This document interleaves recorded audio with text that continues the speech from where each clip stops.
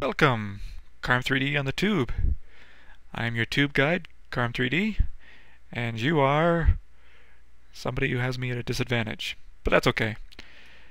Let me load my scene up here.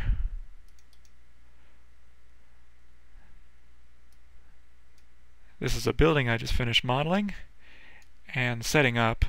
And when I say set up, that means I'll have all these floors are separate objects, and I'm going to be using instancing to assemble them. My goal is to use as little memory as possible because I got a big scene in here. Eventually, when everything's put together, it'll be a big scene. And here's what the original building looked like, by the way. And here it is rendered. Cool, huh? Anyway, so what this video is about is I'm going to show you some UV mapping, and once again, the focus will be in limited memory use. Now, because all these floors are separate, I will need to do something to bring them into Modeler as they are assembled here.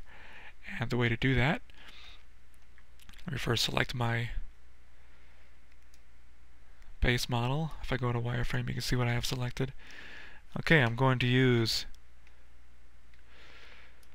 Save Object, Save Transformed Object. And when you do this, do not overwrite your originals by all means. Temp01 Live Object. Now I will select the next layer up. Save Object, Save Transformed Object. I know. Temp 2. Okay, I'm not going to have you sit through me saving all these layers, so I will see you after the edit. Oh, that didn't take long, did it? I'm now in Modeler, and I'm going to load my first element. Load object. Temp 1. You can see I have 12 pieces from that assembled building. So I'll load the first one up. Here it is, the base of the building. And now instead of loading the next item, I will use load object into layer. I don't think this is part of Lightwave's default settings to have this item in your menu, so you may have to modify your menu to stick that in there, but it's part of Lightwave. You just have to put it there. So temp 2, there we go, the next floor up. So I'm not going to have you sit through me loading all these pieces up. I'll see you again at the other end of the edit. Alright, that was painless. Here are all the elements loaded into this current object layer as they appeared in layout, as they appeared when I assembled all the layers into a complete scene. Okay, so what I want to do is, well, first of all, I want to save this completed structure. And I will call this Building B Assembled. Okay. And now what I'm going to do is I'm going to hit the W key. That brings this guy up. And I'm going to use my surface selector and choose Windows. And then I hit the quote key. And that inverts my selection. Delete.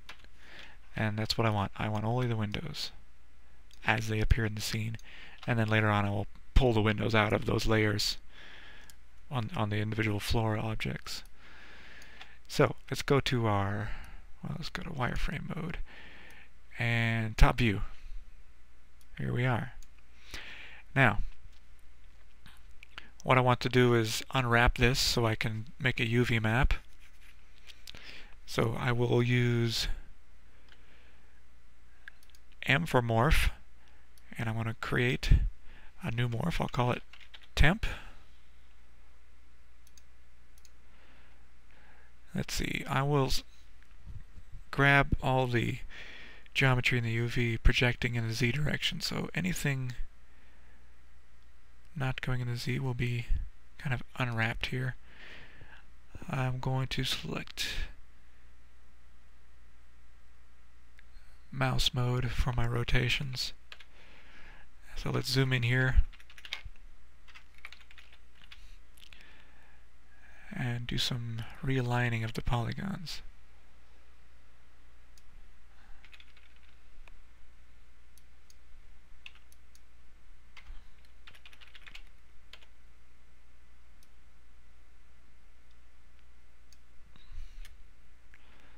Because I selected all the windows at once except for those ones that were initially in the place I wanted.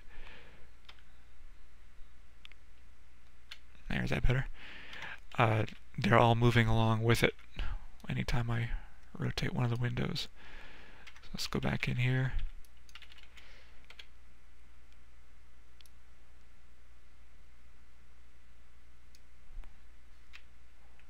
It doesn't have to be precise because,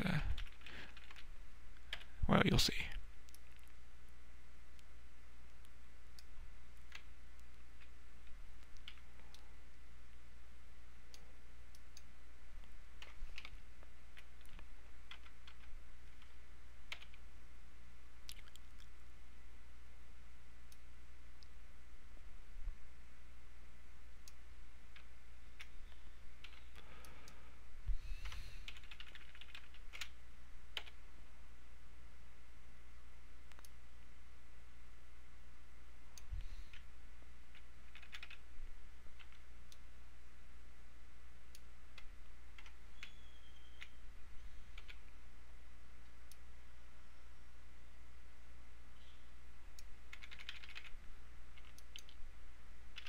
Okay.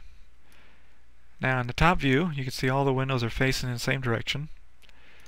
Let's go in this view here, front view. It's a nice looking array of windows there. And then I will use